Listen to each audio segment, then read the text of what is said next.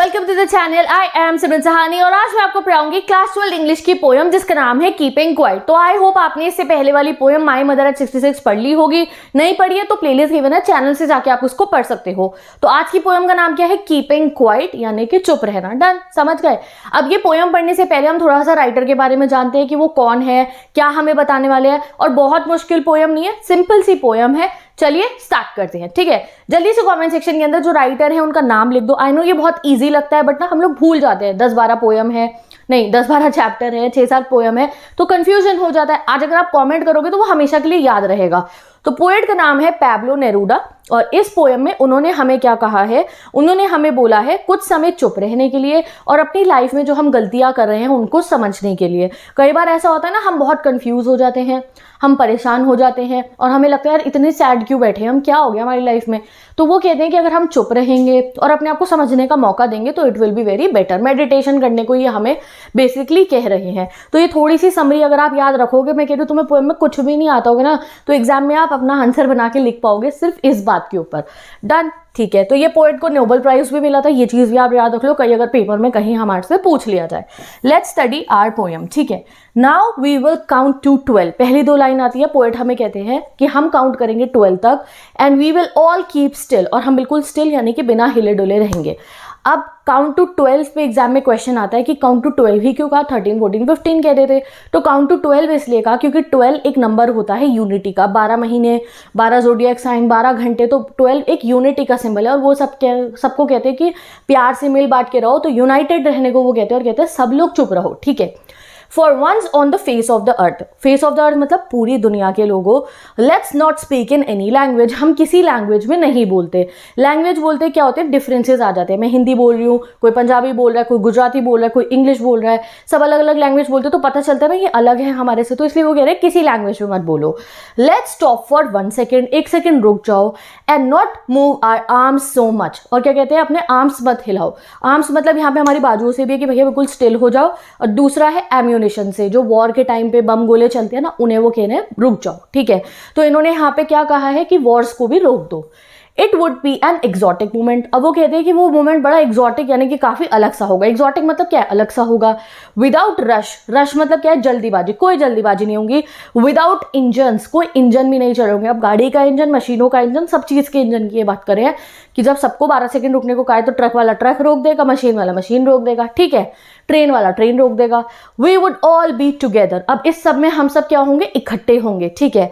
In a sudden strangeness, कैसे? एक sudden strangeness में, एक अलग से शांत माहौल में हम सब एक साथ होंगे। जैसे जब कोरोना में लॉकडाउन लगा था, देखा था एक अजीब सी स्ट्रेंजनेस होती थी माहौल के अंदर, कुछ वैसा ही आप इमेजिन कर लो। Fisherman in the cold sea, but वो ये अच्छे मोमेंट की बात करें, वो तो डरावना था हमारे लिए। फिशरमैन इन द कोल्ड सी, अब वो कह रहे हैं जब ये एक्सॉटिक मोमेंट होगा, जब सब चुप है, सब 12 सेकंड के लिए चुप हो गए, मेडिटेट कर रहे हैं, क्या क्या उसके रिजल्ट होंगे। रिजल्ट पढ़ते हैं। Fisherman in the cold sea would not harm whales. मुश्किल लैंग्वेज नहीं है गाइस पोएम की, बिल्कुल सिंपल इंग्लिश लिखी है। आपकी इंग्लिश की पूरे सिलेबस के अंदर कोई मुश्किल लैंग्वेज की पोएम है ही नहीं। हिंदी में ट्रांसलेट तुम खुद भी पढ़ोगे, तुम खुद भी समझ लोगे, मेरी जरूरत भी नहीं है, ठीक है। बट यहाँ मैं आपको वर्ड मीनिंग बताऊंगी, पोएटिक डिवाइसेस बताऊंगी। तो चलो पढ़ते हैं। अब वो कह रहे हैं फिशरमैन जो है कोल्ड सी के, वो हार्म नहीं करेंगे वेल्स को। वेल्स को मतलब यहाँ पे अब आप इसका सिंपल एग्जाम्पल भी ले लो कि मछली वछली नहीं पकड़ेंगे मछुआरे। दूसरा वो यहाँ पूरे नेचर को कह रहे हैं, जब हम चुप रहेंगे, यहाँ वेल है नेचर और फिशरमैन कौन है? हम ह्यूमन बींग्स, कि हम लोग अपने नेचर को नुकसान नहीं पहुंचाएंगे। And the man gathering salt, man gathering salt कौन होता है? जो नमक इकट्ठा करते हैं।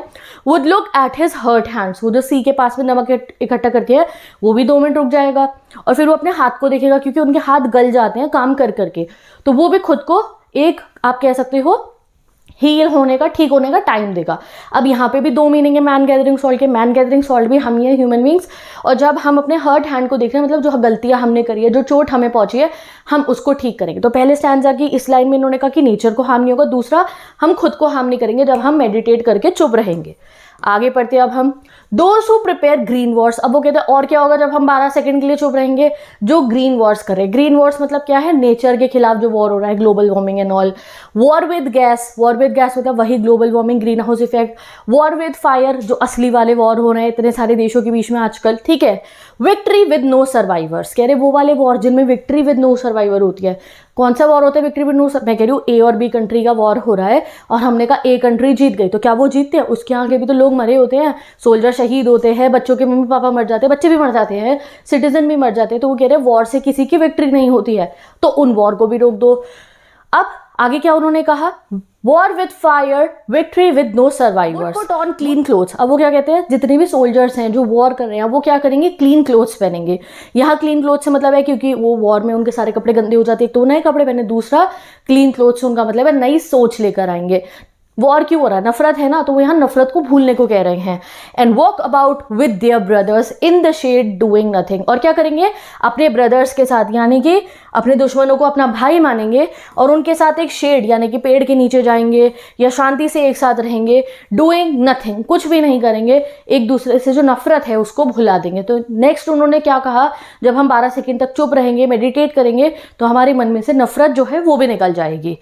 समझ गए, क्लीन क्लोथ्स मतलब है नई सोच, and walk about with brothers doing nothing मतलब है वो हेटरेट को डिलीट करने को कह रहे हैं और वॉर्स को एंड करने को कह रहे हैं। आगे पढ़ते हैं। अब वो कहते हैं what I want should not be confused with total inactivity. अब जो मैं कह रहा हूँ 12 सेकंड चुप हो जाओ, उसका मतलब मैं ये नहीं कह रहा हूँ कि लाइफ का एम ही भूल जाओ, कुछ करना ही बंद कर दो, रिटायर्ड होकर घर में बैठ जाओ कि कुछ भी नहीं करना, हम तो पड़े रहेंगे बेड के ऊपर। नहीं, मैं ये नहीं कह रहा हूँ। Life is what it is about, life का तो मतलब ही है चलते रहना, काम करते रहना, एम होना, मिशन होना आपकी लाइफ में। I want no truck with death, truck with death मतलब मुझे टक्कर नहीं चाहिए डेथ से। मैं डेथ की बात नहीं कर रहा हूँ, मैं आपको इनएक्टिव होने को ये नहीं कह रहा हूँ कि आराम से मौत का इंतजार करो, खाली बैठ जाओ अपने घर पे। नो, मैं ये नहीं कह रहा हूँ। अब आगे पढ़ते हैं। आगे उन्होंने क्या कहा, इतनी पोएम समझ में आ गई ना। अब यहाँ से पोएम थोड़ी डिफरेंट हो जाती है।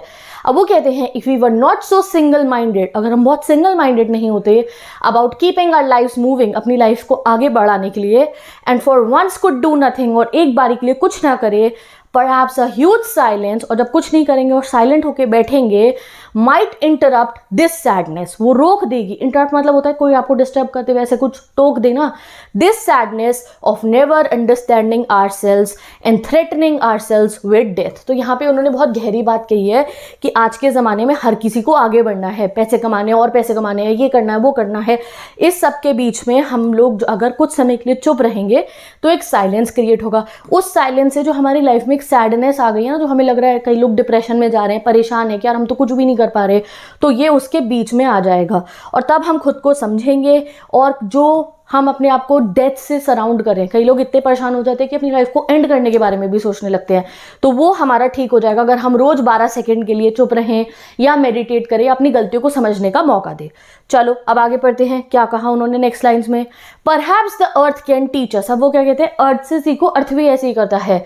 As when everything seems dead later proves to be alive, जब कुछ समय के लिए सबको डेड दिखता है और दोबारा अलाइव हो जाता है। यहाँ वो बात करें विंटर से स्प्रिंग की। जब विंटर सीजन होता है तो पेड़ के सारे पत्ते झड़ जाते हैं, बट स्प्रिंग में वापस भी तो आते हैं। तो यहाँ पे वो कह रहे हैं कि कभी हमें सैड नहीं होना चाहिए, हमें खुद को रोकने का मौका देना चाहिए और फिर आगे दोबारा ग्रो करना चाहिए। अब लास्ट में वो कहते हैं now I will count up to 12, अब मैं फिर से 12 तक गिनती करूंगा, and you keep quiet and I will go, तुम रहो चुप और मैं जा रहा हूँ। तो कोई भी साइकोलॉजिकल एक्सरसाइज अगर शुरू होती है तो वो एंड भी ऐसी होती है। अब वो दोबारा 12 तक गिनती करेंगे, फिर हम अपनी मेडिटेशन से बाहर आ सकते हैं। सिंपल ये पोयम है हमारी। एक बार और वीडियो को सुन लेना जिससे कि ये वाला जो स्टैंजा थोड़ा डिफिकल्ट सा था ये आपको और समझ में आ जाए।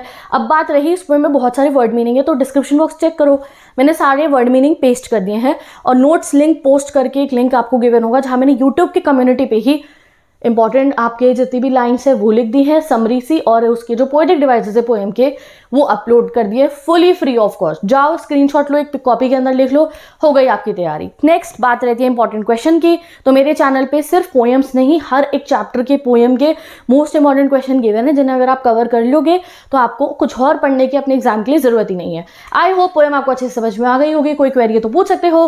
Bye bye, take care, and I will meet you in the next video.